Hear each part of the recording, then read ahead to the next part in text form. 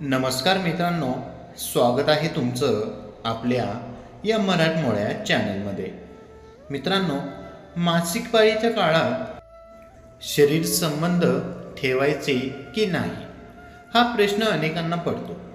या काळात संबंध ठेवण्यासाठी स्त्री किंवा पुरुष दोघेही संकोचतात, पण तज्ञाच्या मते मासिक काळात संबंध ठेवण्यास हरकत नाही, कारण या काळात स्त्रियांना शरीर संबंध ठेवणं सुखद असतं, पण योग्य ती काळजी घ्यायला हवी।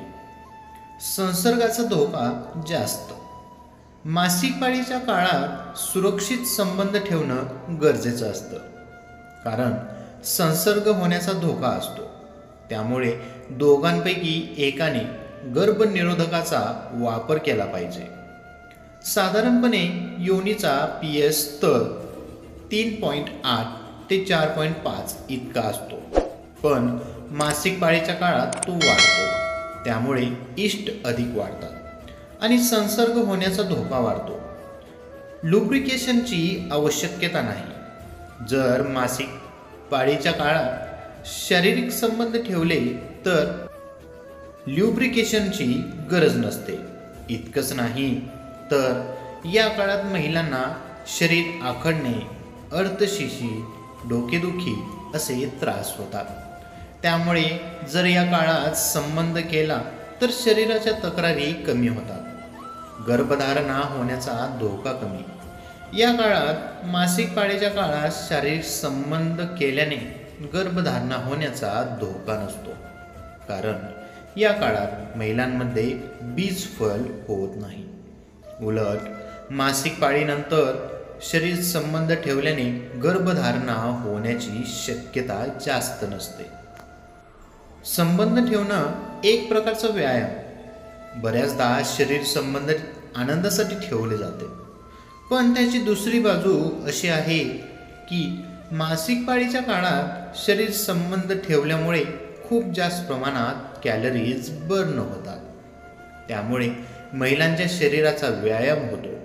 त्यामुळे दूषित रक्तस्राव होत राहतो।